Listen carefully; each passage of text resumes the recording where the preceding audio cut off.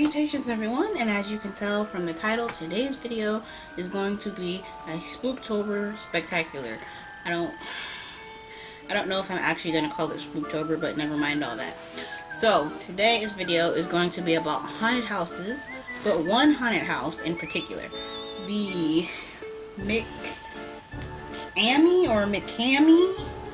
Manor is a haunted house that requires you to sign a waiver before you can enter.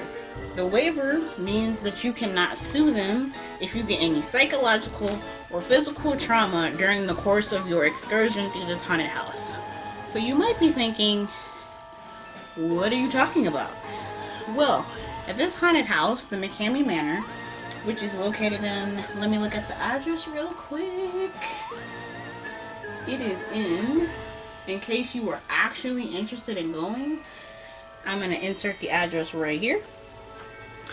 And the reason you have to sign this waiver is because the actors and actresses, and actor is actually already a unisex word, but people just felt the need to say actresses.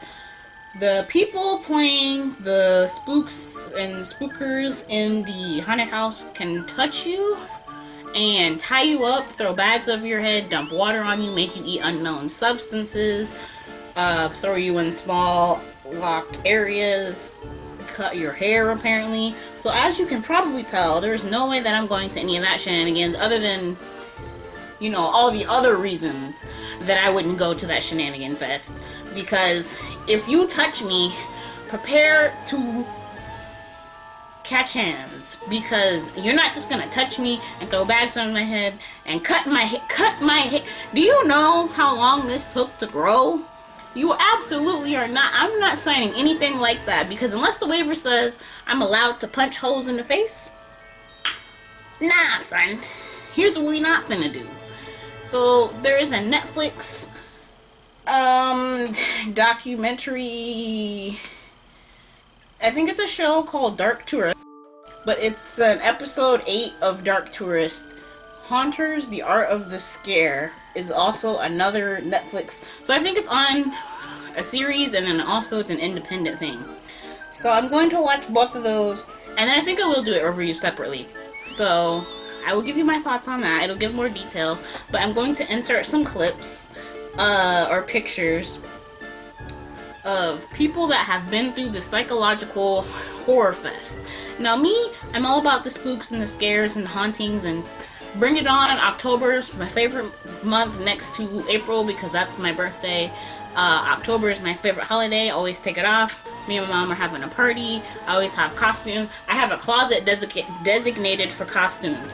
I'm not playing with y'all, but that is where I draw the line, because I'm not going to be psychologically tormented and it takes donations, so technically you could go through this for free, but I'm not paying no one for free to potentially traumatize myself.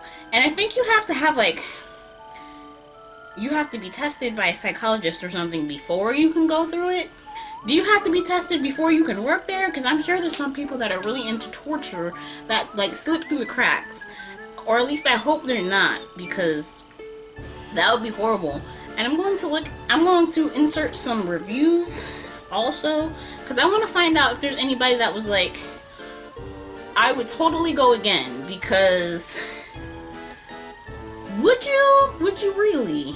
Because that's just that's too far. It's just like a line I wouldn't cross. So let me know your thoughts. I'm going to, yeah, like I said, there's going to be some more information at the end and footage and clips, because I just want everyone to really understand what's really happening here, because it just blew my mind when I heard about it. Because, you know, I originally heard about it on Facebook, and obviously everything you hear on Facebook should be taken with a grain of salt, and that's what I did. I was just like, that would be okay, because, you know, in regular haunted houses, people are not allowed to touch you, and you shouldn't touch them either, because that's not nice. Because one time I went to a haunted house, and homie was breathing real loud, and I was like, hey dog, cool it with your hot breath, because, you know, I like to clown the monsters, because I like to think that's what I would do in real life, because, you know, in a haunted house, you know, it's fake, but people still be in there scary. I always end up at the front somehow. Even if I'm with a group of strangers, I will end up at the front of the haunted house, because everybody's just like, and I know it's kind of the point, but at the same time, come on, dog. You'll be okay. So, I was at the back at this point, and this dude rolled up in his, I think he was wearing a clown mask, you know, typical. And he was just breathing real loud. And I was like, homie, cool it with your hot breath. And of course he gets louder, and he's just in my ear going, I was like, alright, okay, you think you funny, huh? Let me go ahead with the rest of the group before I throw a mint in your mouth. Just disrespectful to the monster. But it's all in good fun, you know. That's the type of thing that I can be done with. But dumping blood on my head, tying me up, throwing me in boxes, cut it. Cancel. Here's what we not finna do. So tell me what you think in the comments, and I hopefully will see you in my next video. If you like me, give a thumbs up, and if you didn't, you don't have to. And also you should subscribe, but if you don't want to, you don't have to. And I'll see you next time.